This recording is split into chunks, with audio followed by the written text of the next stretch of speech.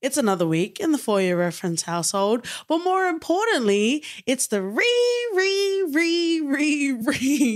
entering into our 5th year of the For Your Reference podcast, OT. Mm-hmm. How are you feeling after the Takashi Miike run? You were a bit thirsty? You were a bit of a wanting? Yeah, I was just happy to get it done, and now we can move on. Yeah, and hopefully you were well satiated by mostly the red carpet appearances at the 4th Annual Splooshies Awards. Mm-hmm. It's been very exciting. Again, love, thanks, and splooshes to all of our friends and lovers that have joined us in this podcasting love fest journey. And thank you to a lot of the film studios and PR contacts. We are going to be kicking off this year with a lot of the screeners. It's a great problem to have, OT. A little bit of producing to figure out. We currently have 10 plus screeners and screenings that we've been given access and been invited to. So we're going to have a whole chunk of them today, and sometime throughout this month, we'll be releasing the rest of them. We've got a great bunch of titles out there, OT. We sure did. Very exciting. We might even be dabbling into Gotham, perhaps. Let's get on with the show.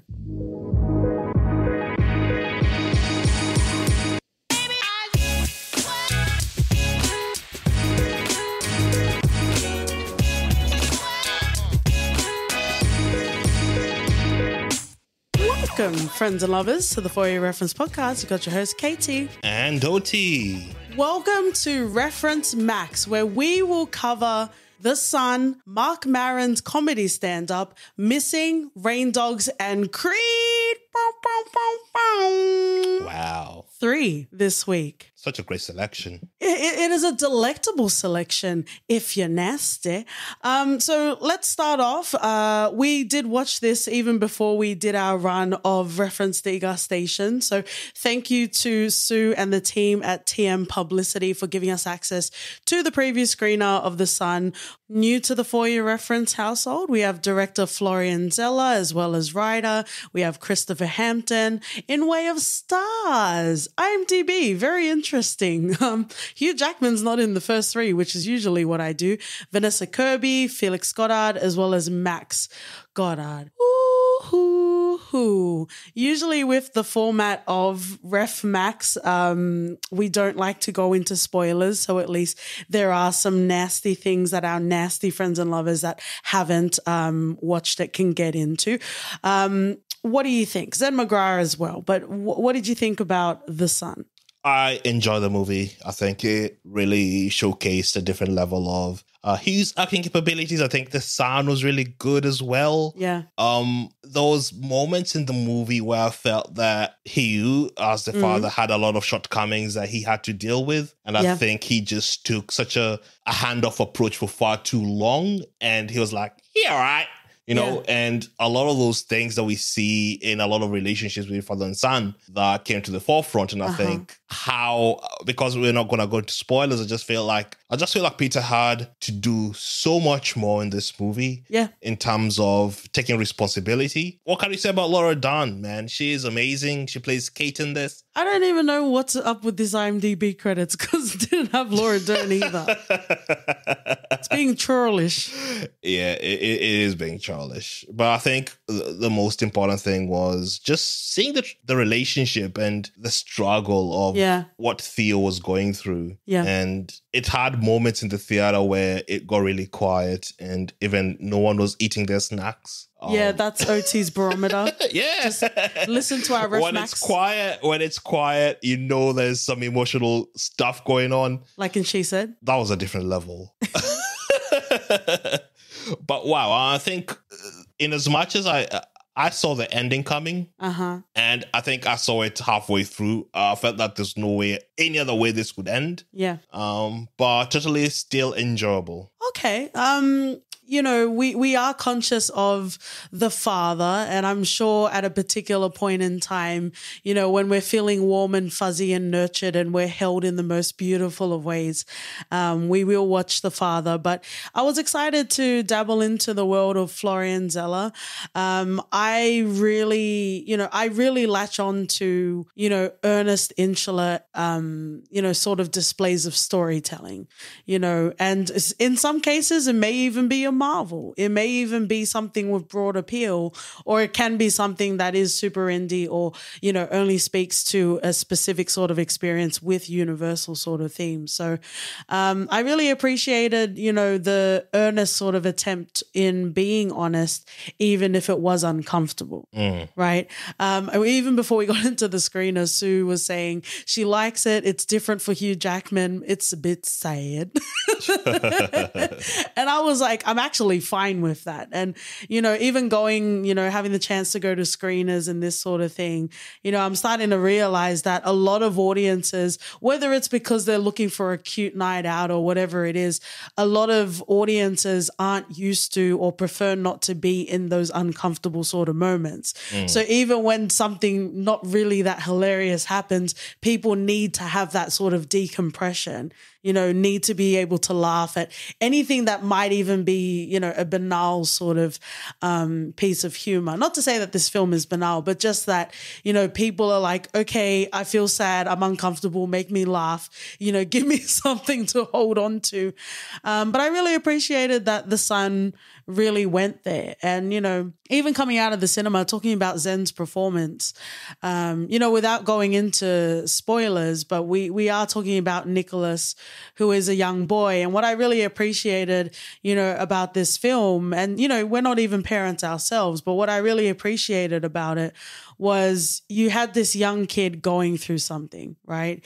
And whatever that something is, isn't important or doesn't need to be understood for a parent or for a loved one to be there and provide care and support. Yeah, and usually you get this sort of reaction of, we've been through worse. Yeah, you know? yeah. With Anthony Hopkins as your dad, though. He's like the granddaddy of repression. Yeah. Except for Armageddon Time. That was a beautiful sunshine Anthony Hopkins in there. Yeah, like, pull yourself up, mate. We've been through worse. I've been through war. So you can bring anything lesser to the table because you ain't been through it. It must be an interesting sort of tango, because a lot of parents, and, you know, even our parents were like, you know, we want you to have a better life, but then it's also like not that good of a life.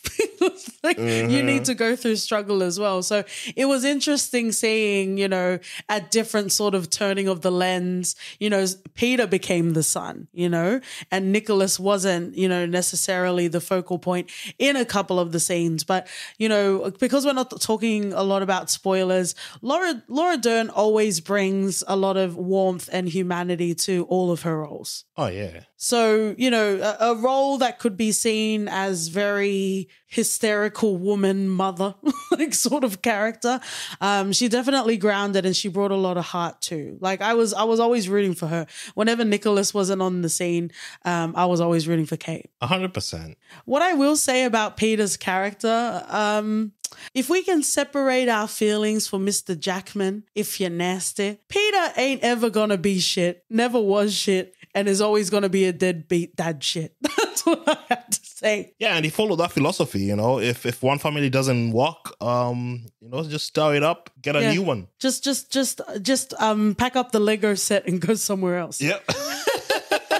But it's so interesting because, you know, like with the family sort of dynamics, like even if you were trying to be there for Nicholas, you didn't need to fall far from the apple tree, Peter. Like it was pretty clear that this was affecting him. Yeah. And I loved the fact that Nicholas didn't hold back in the hard questions as well. Yeah. He went and asked both Beth, Kate, and Peter the hard questions that they need to talk to their son about. Yeah. There's no point tiptoeing around those issues. Mm-hmm. And it was just good seeing them put on the spot, especially Peter. And him feeling like a crap dad because he needed to feel that. What's up with these Australian actors? It's kind of like Kate Blanchett in Tar. She's like, I've been through stuff, so I'm going to use that as an excuse, but you other people can't use it as an excuse. Peter was doing the same thing. Mm-hmm. My daddy don't love me, or he's never said he loved me, so I'm never going to show you full love. Come on.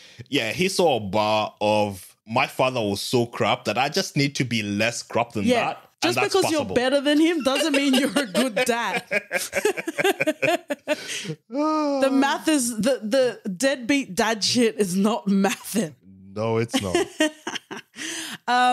But I guess just wrapping up in regards to the son, I really appreciated, there were definitely a lot of uncomfortable moments in this film, but there was really, trying to explore what fractured sort of dynamics do, especially if you go and, have your own offspring, and then how all the shit, because you're fancy and you're in the business world, Succession will teach you very quickly that just because you got the money and you got the designer clothes doesn't mean you've resolved any of that daddy shit.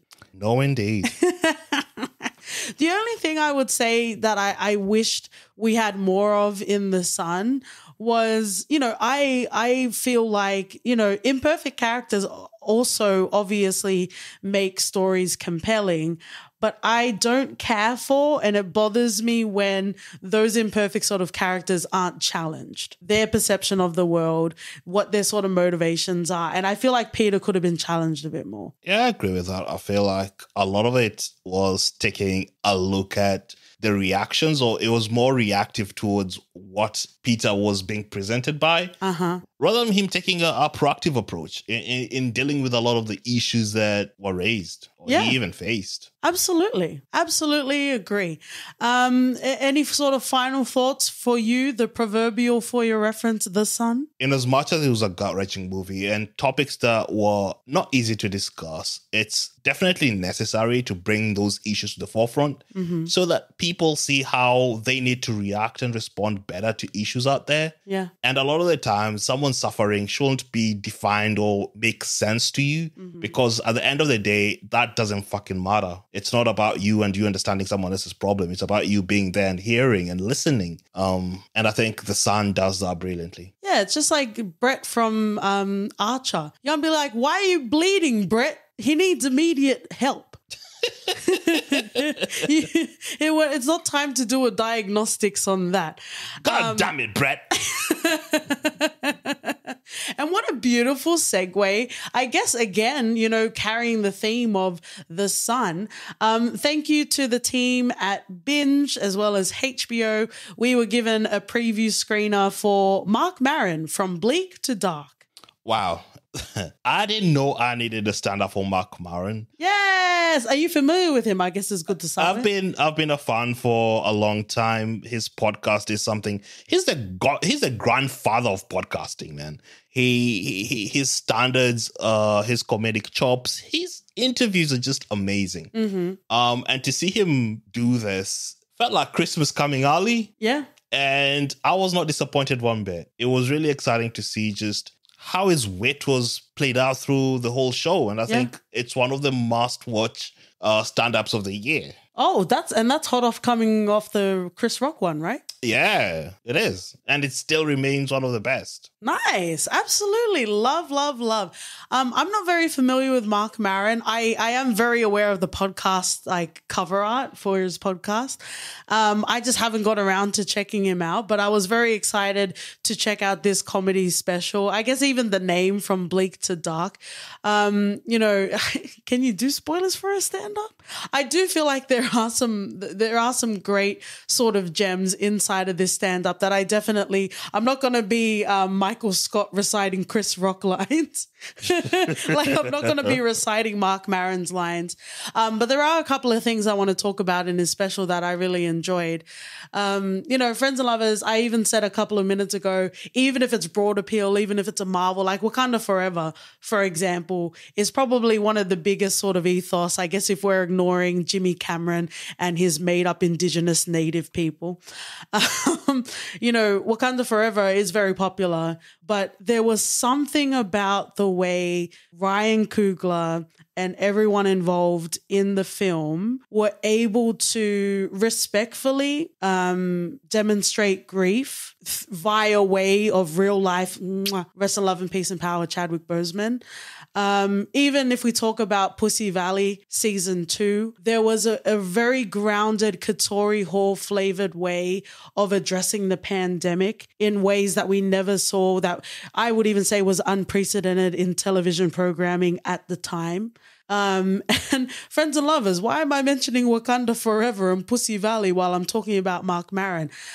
He absolutely has a way to do this. And, if you want to stay, I would say, superficially, not necessarily, tethered. But if you want to stay positive all the time, first off, that sounds very exhausting. But second off, there's absolutely spaces and creators and comedians that you can go to that, have that sort of jovial 24/7, I guess Black Mirror-esque sort of positivity, if that's what you want, right? What I really appreciated from Marc Maron's special was he's like, fucking no, it fucking sucks. It's gross. Here are my experiences. Perhaps we can overlap and we can find that sort of grounding together, Yeah. And he talks about very intimate stuff, personal stuff to him. And sometimes I did feel quite uncomfortable listening to it. Even him finding finding humor in moments. Like, it could be the worst thing that has happened to someone, and they find these moments of, hilarity. And in as much as it was uncomfortable for me to hear it, you could tell that it means so much more to him. It felt cathartic knowing that someone can overcome and find a moment of sort of a slither of happiness somewhere, despite everything. But I think that's the beauty of life, understanding the highs and the lows. You don't want to get to a point where you're constantly doom scrolling all of the lows, but that really provides the richness of life. And, I've kind of posted on our socials because thank you to HarperCollins. We do receive like advanced reading copies, which is very cute. I'm a book gal as well as a film and TV gal. But I did share very briefly, and maybe in another time, I'll get into like actual detail. But what I will say is, for the last 8 to 10 years, I've had a very close relationship of not just dementia, but early onset dementia. Like, power to Chris Hemsworth, but I don't need to take that test. I don't need that as another notch on my struggle belt.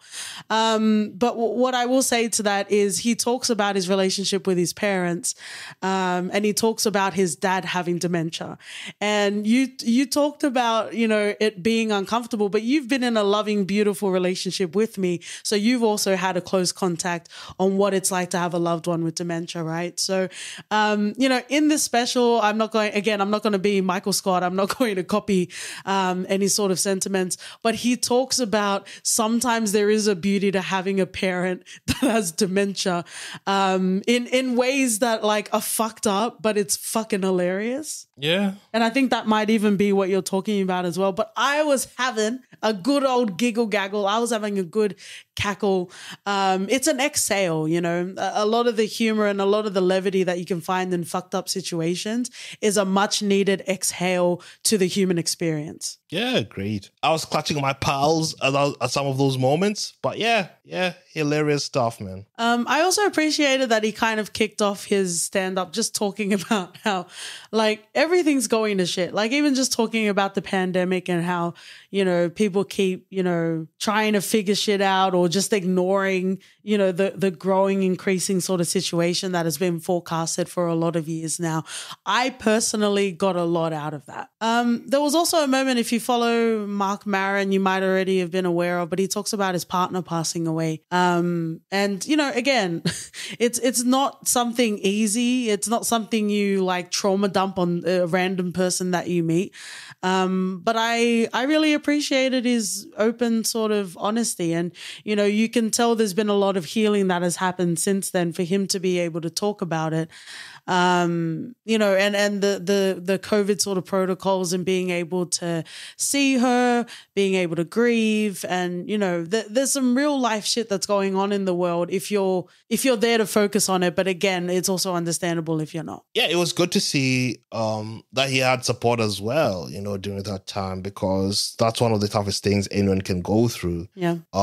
And to come, like I said, the uncomfortable moments where he jokes about sort of intimate stuff that I would never dare try and find any sort of humor in them, because that's just not who I am personally. But wow, it was very refreshing to see. Yeah, absolutely. He also touches on anti-Semitism, which is interesting as well. Again, you're not going to catch me in a soundbite. I'm not going to repeat any of it. And there's also some funny, I think this is probably where the most sort of genuinely hilarious, not sad, hilarious, when he talks about his mum.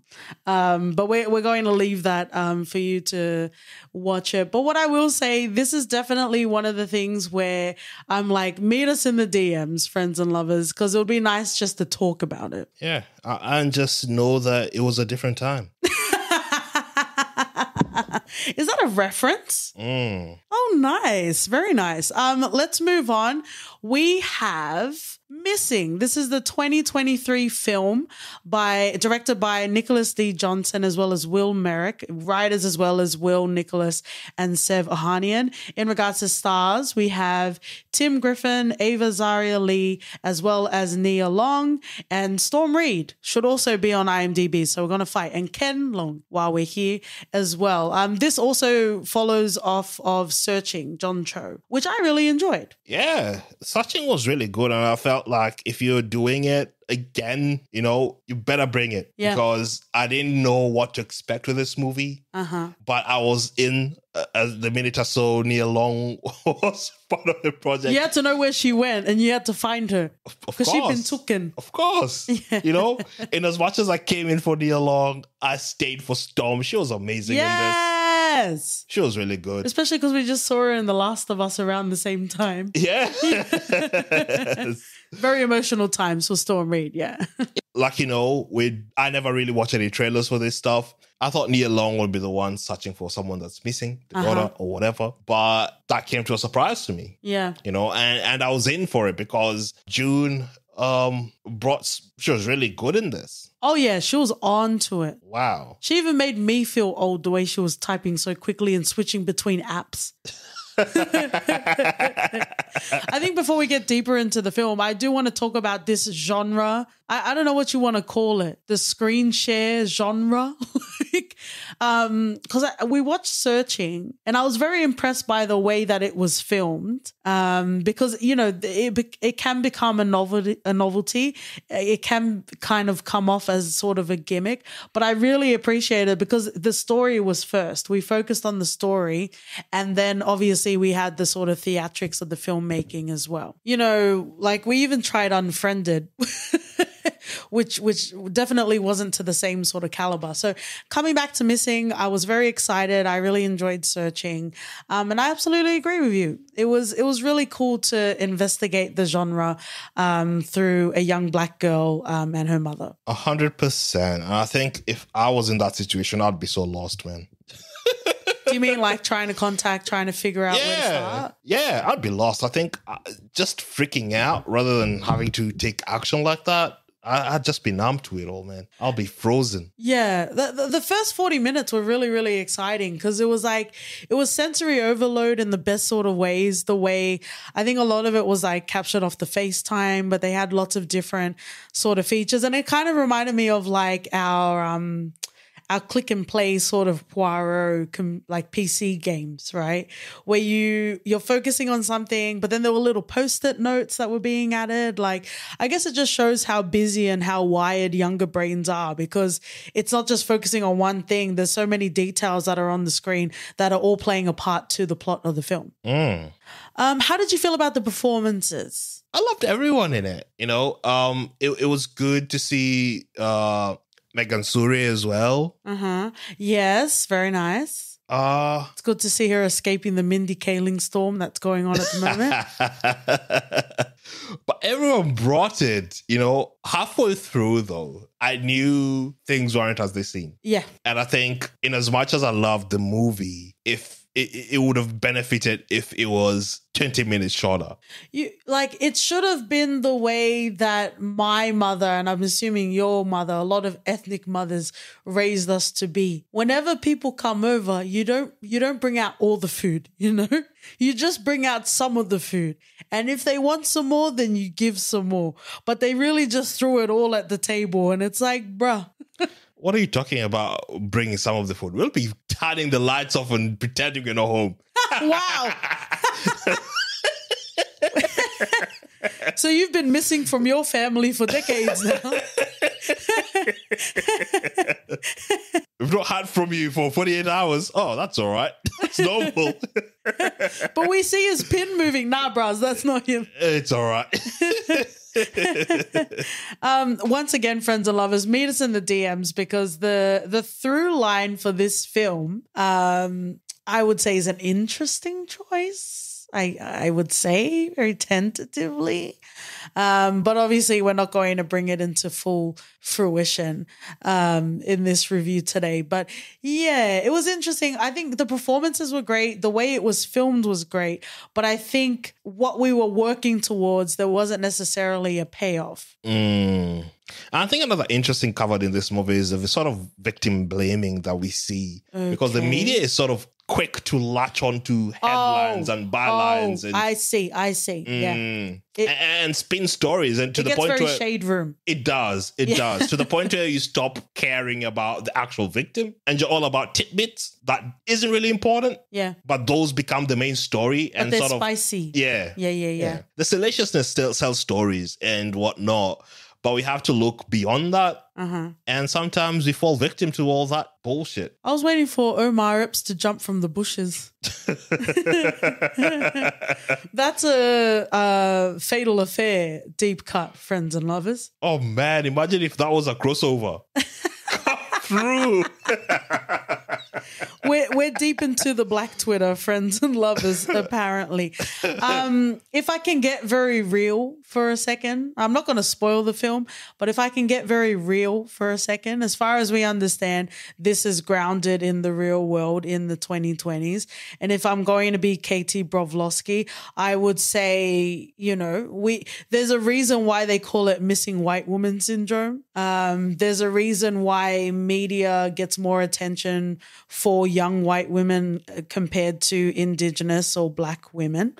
So I thought it was interesting that this world felt separate to it. I think that's the best way I can say it without actually spoiling the film.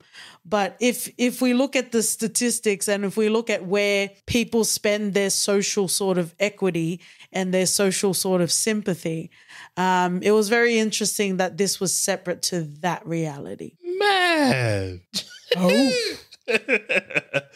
Classic Katie, man. Yeah, because you're not going to bring the truth.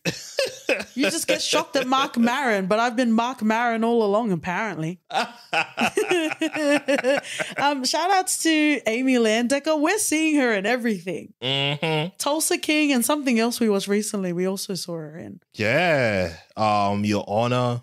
And actually, while we're thinking, she's that conservative politician on Minx. Minx, very excited. Oh, no, you're right. Yeah. Come through stars, giving us another spin-off of Spartacus. Yeah. Reviving Minx. Yeah. Amazing. 250 cents equal a Stars dollar, hey? Guess why we're here, Ken Lung.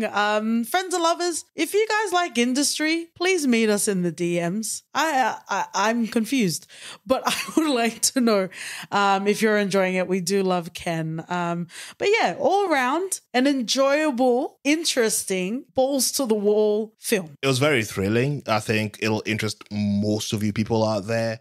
You people. Yeah, oh, you people. Tell us you've been watching Kenya Barris only 24/7. I'm speaking to the light-skinned brothers out there. Come on. Because the light-skinned brothers need more representation. Is that what we're saying? For real. But seriously. You can't but seriously after doing that. You will never be taken seriously in this town, sir.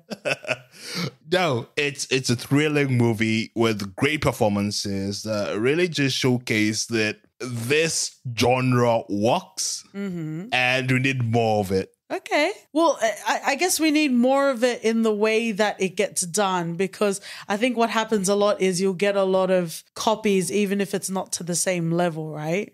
So we kind of need to make sure we keep the same sort of quality. But we're not gatekeepers. We welcome anything you can swing.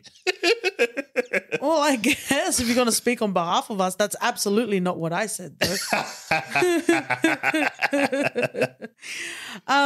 Let's move into the next sort of screener that we received. So this series has already come out. Thank you to the team at Binge as well as HBO, and this is a British show. So this is a show that comes from Cash Carraway, also, as you may be aware of the author, and it talks about a working class single mum, 10-year-old daughter, and her bestie, frenemy, not bestie, who's a gay man. So all of the ingredients are there, really, to set up the show. We've had a chance to check out the first couple of episodes of this show, and obviously we're not going to talk about spoilers. More just a mist of an essence in the air. Yeah, I think the way it started off strongly, I quickly gravitated towards Selby, the character. Yeah, because he said strong, and I'm like, I think some of the characters, like Costello, for example, came off a bit too strong. It gave vibes of those characters on American Idol where they say, I slept in the car with my baby for 5 months just to do this. No, bro, you need to do better for your daughter. She needs 4 walls and a kitchen. Yeah, I think in as much as we know it's sort of a comedic take on these situations, it's still disheartening, at least to me. I wasn't laughing, though. Exactly. It felt very irresponsible to me. The daughter didn't need to understand exactly their situation like that. We inadvertently created the parents edition because all of everything we're covering today has a through line of parenting and perhaps not the best ways to do it. I absolutely agree with you. And, we did get a nice handful of screeners, but given the nature of this show, like, I kind of just wanted to have the couple that we watched and then watch it as people are watching it, because you're right. I think both of us have a very set idea on not even like the right way that Costello should be doing something, but it seemed like everything she was doing was not in the interest or the welfare. And I think that's part of, because, I even said it, of course, it's me being me. I even said it when we did the Passion of the Christ episode, like, cool, it's Jesus, but you need to give us a reason to like fall in love and cheer or jeer him on. And it's kind of the same with Costello. We just got thrust into, and maybe that's the cataclysmic sort of world that wanted to be created for Rain Dogs. But there was something about the way that Costello flitted through, these sort of, even facing evictions and that sort of thing. Part of, I guess part of the barometer for me is like, however you parent is however you parent. But if your kid needs to edit and need to adapt and in some cases console the parent, then you can fuck off, because that's not a way a kid should be living. It's not. And I think funnily enough, I think Costello thought she was doing the best she can for the daughter. And she didn't see it as a problem in how she navigated life. Yes. And I think that's where there was the disconnect for me, because to have a character fully disconnected from her own judgments like that, to the point where Selby, who's been incarcerated for I don't know how long, comes out and it still feels like the better option to to raise the daughter. I don't know, like those situations she put the daughter in that I thought, how irresponsible do you have to be? Yeah, like... And I guess, there's also the talk of addiction as well. And maybe we're just catching the story at a time that isn't as sympathetic towards Costello. But at the end of the day, I think it's always writing, It is. And I think there's a different way to do it in such that there's that resonance with Costello as a character. It felt very just gang-ho. I'm just going to do this because for a quick laugh, which didn't make me laugh, and it just irritated me some aspects. Yeah. But definitely it's something that I'd want to continue watching. But we've been known to be blown away and like latch onto a show later, like not immediately, right? Yeah. So there's definitely a lot of hope for this show, but I think even just getting a handful to get a tasting of what it's like and then to watch it with audiences, I think will be very interesting. So I'm hoping for all the best for Costello. Selby is always going to be around, and I think Costello knows that. So I hope that them two just figure their shit out together. Yeah, and for some weird reason, Costello has a twin sister in Gloria who's they're exactly alike. Yeah. Yeah, they should be on those. They should be on those articles of like twin siblings. Yeah, wild. But I think you could tell the comedic timings and whatnot. It's written quite well. So it's definitely something that we're going to continue. We just want to discuss it better with our peeps as we go along. Are we not going to acknowledge Gloria's daddy, Steve Toussaint, our callers? Because we do our research, and for no other reason, I'm definitely not thirsting online. I saw Steve Toussaint in the opening sort of scenes, and I was like, Corliss is in this, and you're like, what? And then as soon as he turned up, we're like, there he is. There are no black people in this era. Rich. What are you talking about? Yeah, managing a funeral parlor, I believe. And we also had Carl Pilkington, who've not got into yet. Yeah, so that's something to look forward to. Very exciting. I wonder if he'll be unimpressed in all his scenes. Yeah, What's this? I don't care. You wouldn't want him to be like super enthusiastic, right? What would be really cool if he's like Selby's older brother or something. That could work. That could absolutely work. Well, let's move on to see if this does work. Creed 3 OT. It's a toss-up, friends and lovers. Again, because we've been blessed with, screenings and screeners, it is a toss-up to see how many we can fit in a Ref Max, what we believe will be individual review episodes. Till absolutely is on its way, friends and lovers. Danielle Deadweiler, no one else exists, really, in my opinion. And if you're up for it, OT, I think Breaking should be its own review as well. Agreed. All right. Well, let's giddy on up. Let's yee-haw into Creed 3. We can talk about the first two films as well. But this is, very excitingly, the way to end the bout.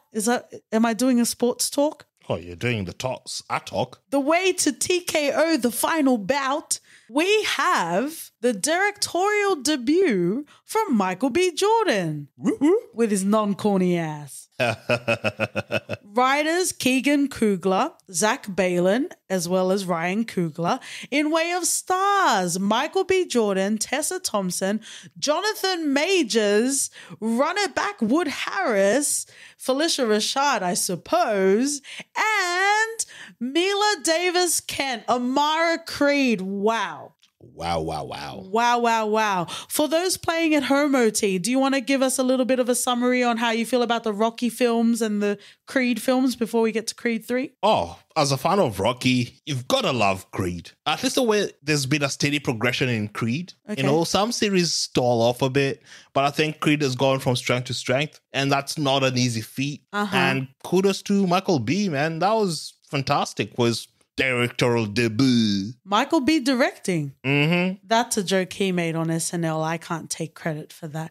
But speaking of credit, thank you so much to Warner Brothers, Lad Bible, as well as Universal Pictures for inviting us to the preview screening of Creed 3. Thank you. Biggest thank you to OT for letting me run onto the carpet and doing it for the gram. Okay, so Rocky films. I don't think we got to the end of the Rocky run, but I have watched a good Adrian handful, so I get the reference, friends and lovers. Creed 1, I thought was very interesting. You know, this was, you know, a starry-eyed, even though we knew Michael B. Jordan from Where the Fuck is Wallace in The Wire, it very much was that, you know, that next sort of era for Michael B. Jordan, Fruitvale Station, you know, and some really heavy-hitting sort of performances, if you'll pardon the pun. So you've also got him in Creed as well. It was interesting because I think whenever you see Michael B. Jordan, you know you're going to get some great performances. I think the world that, you know, Adonis and Bianca built together was very real, very sexy. I think a lot of us think that's what we look like, but we don't. When we're having our we found love in a hopeless place, that's not what we look like, but it's okay if that's how you feel. Like, it was really cool, the world that was built there. But, you know, friends and lovers, we are, you know, part of the film sort of ethos world that exists. So we can't not address the fact that your mate Sylvester Stallone went and did his speech, and I'm pretty sure he won for Creed and he even forgot to acknowledge anyone else. He forgot to acknowledge Michael B. Yeah. Just say it, man. Say it with your chest. Hey, why are you giving me that Damian Anderson energy? We haven't even gotten to Jonathan Majors yet. Oh, do you mean Marianne's energy? Yeah. Because you know full well she the villain in this movie. Yeah, especially as the Dean ignoring all the survivors. Yeah. Absolutely. But wow, I think this movie, it was good to see Adonis and Dane pair it up. Yeah. It was an interesting battle that they set the tempo for quite early, and it was intriguing. I wanted to see that fight and how it would unfold because it's completely sort of two different fighters. And in as much as, you know, that was the sort of final end goal because it's super easy, and I think it was probably in the trailers, it was still invigorating and exciting to watch. Okay. It's getting muy caliente. Before we get into actually talking about the film, just give me a nice, tasty morsel of what you thought about the film, specifically Michael B. Jordan's directorial debut. I think he did a good job. I think he brought a lot of heart to it. I love the sort of close-up shots that we got. You know, it felt very Sherlock-y, but it worked. Are we talking Robert Downey Jr. or are we talking about Cumberbatch's Plantation? Oh, Robert Downey Jr., man. Oh, you didn't even let me say Cumberbatch Plantation, Cumberbatch. You didn't even let me finish saying that. No, he knows what he needs to do. Creed, but it's me just punching plantation owners and going back into the past. Oh, bro, you've got relatives you need to take care of first. I don't know, how far does your family name go, Oti? Oh man, must be a Cumberbatch in there somewhere. Can we draw a line between you and the homie? Are you in the Woman King, Oti? Well, you called me up for that, so I did, and I will continue to call you out and make you an honest man in the publics. I guess my general sort of thoughts, I think Creed 3 was a very exciting extension of what we have already come to know about Adonis. Michael B. Jordan had some very interesting aesthetics and visuals throughout the film. It was a great first offering for his directing, and I'm really looking forward to what it would look like in the future for him to be able to connect the feeling of the story to the directing sort of vision that he has. Oh, I think the feeling of the story was there. The feeling of the story was there, and I just feel like it was misplaced a bit. I don't think it was misplaced. It was just like, why did you put it there and you weren't going to... Because, you know, even having Amara Creed being deaf, like something that I really loved, and friends and lovers, we will be covering the Fox series Accused. There are some very some hidden miss. Well, there are some misses, but there are some very great episodes in the anthology series Accused. And the reason why I talk about that is there is a specific story, I think it's Ava's story, where we focus on a deaf protagonist, right? And there was a focus on that story about Ava not being supported, no one, not her mother, no one in her life learned how to sign, right? So coming to Creed 3, it was so beautiful to see, even in moments where Amara wasn't around, Adonis and Bianca would be signing to each other. Maybe it's a way to subtly fight, but still. Yeah, I hear that. But I think when I talked about the misplaced feeling side of it was more geared towards the supposed villain in this. Okay, we'll definitely come to that. But is there anything else you want to say about how they represented the deaf, hearing impaired community? They've done it since Creed 2, I think. So it was good to see it take a bigger stage in this as well. Yeah. And the more visibility it gets, the better as well. Yeah. So I'm all for it, man. Okay. All right. Well, let's go full balls to the wall. Jonathan Majors, welcome again to the For Your Reference podcast. We are talking about, do you go by Damien or Dame? Dame. Is it also Damien because that name's like associated with Satan? Is that also as well where they named him that? Bro. I'm doing my These Mormon classes you went to, eh? I'm doing my angels and Da Vinci Code. I'm doing my Da Vinci Code pen line right now. Apple. I've solved it for you. Yeah.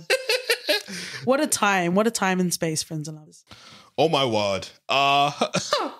With Dame, he gets the short end of the stick. Watch this become a full review now, because I definitely have some things to say. It's not going to be a full review because I'm not going to even give you spoilers. But he gets the short end of the stick in this. Yeah. To the point where, as soon as he's introduced to the movie, you understand and you can resonate with his character. Yeah, absolutely. And him being taken away or incarcerated, his career is short-lived. And he has every right to have qualms with that. Yeah. To the point where Adonis's reaction, yeah, I'm like, bruh, do better. Yeah. Be better. Mm-hmm. And Marianne?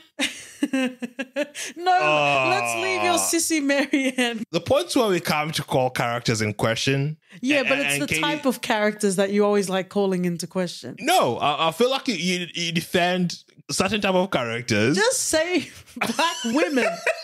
Whoa! We're talking about Marianne Creed. We're talking about Sissy Saint and Snowfall. I know what you're doing, OT. I was just going to say, you defend a lot of the women in question here. Black women? No, just women. Okay, but they always seem to be black when you're talking about them. Man, no. She did a lot of questionable things in this movie. Yes, and because we're not getting too deep into spoilers, I can agree with your redacted, but also that doesn't equal the way that the energy that you came in with. No. There's not even a lot of energy. It's just an observation. You just caffeinated yourself. You just got energy out of nowhere right now. Everything that Dame had to go through is completely understandable. And I think a lot of the people watching this movie will not only resonate, but they'll be like, bruh. Yeah. Dame? Yeah. Are you sure? That's a damn shame. And at the end, even the resolution, I was like, this wasn't needed. Yeah. It felt cheap to me. Yeah. Okay. So this is what I will say. Because, people say, leave your brain at the door. Well, motherfuckers that say that probably didn't have much of a brain to start off with. But people like, leave your brain at the door and enjoy it. Fine, cool, whatever you want to do. But we're also living in the tethered John Singleton, rest in love and peace and power, world. If we can get a film like Boys in the Hood in the 90s, OT, his first movie as well, where we talk about black men don't need to be fighting a white man's war, when we talk about gentrification, say it, when we talk about mistreating and neglecting our own kin, speak it. I'm trying to, you motherfucker. Dr. OT Umar up in the house. But like to have a film like Boys in the Hood, like just as an example, and obviously like we can talk about Spike Lee as well, but to have a film like Boys in the Hood that came out in the 90s and to have this film Creed, unless, because, you know, even behind the screen, we have black creatives as well, right? And, you know, I guess we can also talk about mass appeal and marketing execs and that sort of thing. But it's definitely not hollow in its representation of the black experience, right? However, we need to talk about this the same way that I talked about missing and missing white woman syndrome and that sort of thing. We need to address this again, friends and lovers, unless you are an insulated wool baby of the world and you don't understand how the world works. This will be a spoiler to you. Yeah. So we have Dame, who you've acknowledged, kind of like the older brother sort of mentor to Adonis. And you say like his career, he was really up there. I think he even talked about being like a national champion, right? So he was really on his way to stardom.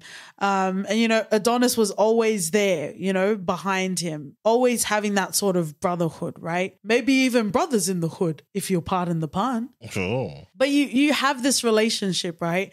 A way that they make it through the world together. Unfortunately, events transpire where Dame has to go away, right?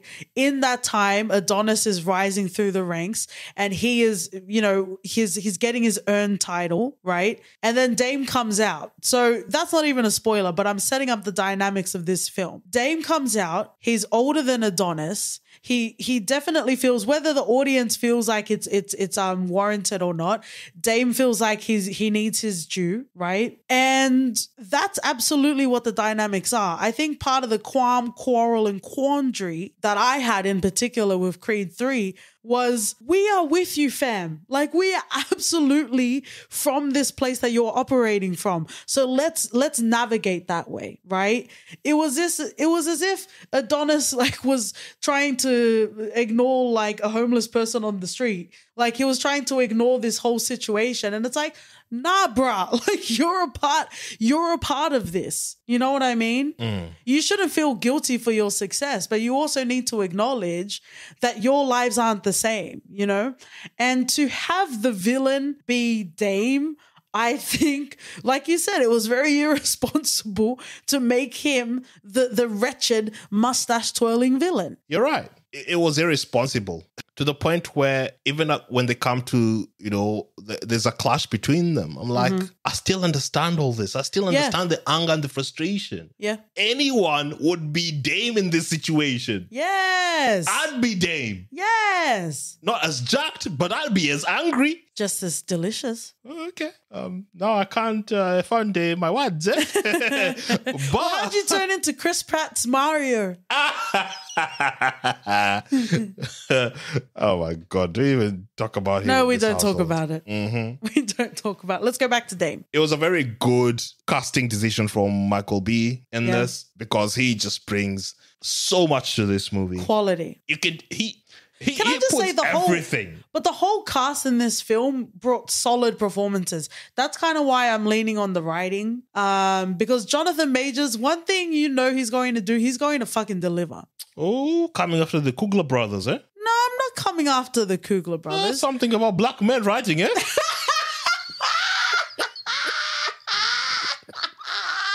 How long have you been sitting on that? Tell me how you feel, man. No, there were particular lines of dialogue that just felt like, what are those people that go to the gym do? Like hashtag Motivation Monday and all that sort of stuff. Shout out to Wood Harris. It was nice seeing him. It's always beautiful seeing Wood Harris. But he even said a line as well.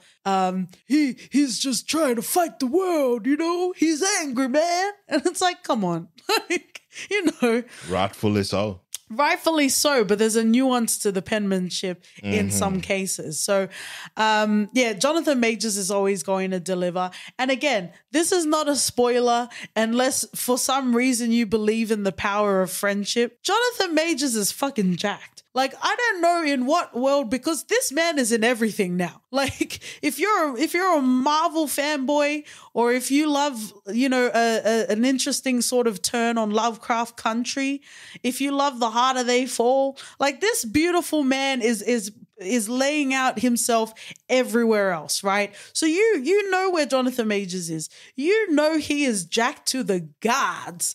May I say the Adam Levine God. Oh, that chest, God. Flex them muscles, God. And this is how you introduce Pav Katie to the world. People say Jonathan Majors doesn't have a social media, but I've been messaging every day. God! That's why he doesn't have a social media account anymore. You blocked me again. God! Anyway, the point is, Jonathan jacked Majors. Like, even if you, okay, fine, we're watching the film. He's an older man and he's in prison and he's like coming out. So he needs to exercise and get his montage. Fine. I can suspend my belief for that much.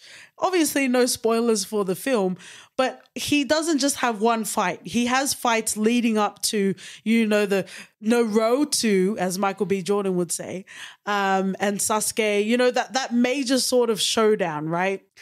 Who in the world thinks that Jonathan Majors isn't just going to knock every motherfucker out? Like, who in this world? In a world where Adonis Creed exists? Unless we have like Master Roshi or Gigi in Ichi the Killer. Unless you have like 80-year-old scrawny men out of nowhere having like their little muscles coming out of their robes. I just don't understand how far we can suspend belief that Jonathan Majors in his whole beauty and glory isn't just going to knock everyone out. Muscles does not a fighter make. Yeah, I know, but you wouldn't fight him, would you? Well, I don't know. Get myself into a montage. Montage. I could get in shape, We love a naughty montage. Okay, well, if that's what you want to say, but I personally, it was very hard for me because I was like, okay, we're going through the mechanics of the film, but I don't believe that this is even a struggle for him to knock out these motherfuckers. But anyway, something that I want to end on, unless you have anything else to say, I want to talk about, even Michael B. Jordan, I need to watch a bit more interviews, but even he talks about, the anime sort of influences in the fight scenes. I guess don't go into too much detail so we're not spoiling it. But how do you feel? Was this a hashtag anime canon or was it a hashtag ostrich filler? Oh, anime take. Anime. Oh, well, Baki style. Yeah. Okay. I compared it to Sherlock, so... Yeah. You know what I got from it. But, yeah, The Crown. Wow. Yeah. Yeah, I could see that in retrospect. I don't so you think wouldn't have seen it going I don't think it stood out to me while watching it live. Yeah, it was kind of like I'm not saying quality wise, but you know how in Dragon Ball Evolution where they didn't commit to like Bulma's hair, so she just had one streak of the blue. Because I also didn't see it as well. I'm not saying it's a bad thing. I think if I already knew going in, so I was looking for it, I guess you could talk about like the slow-mo shots and stuff, but like you even talked, well, I don't know if you're being facetious, but you mentioned Sherlock.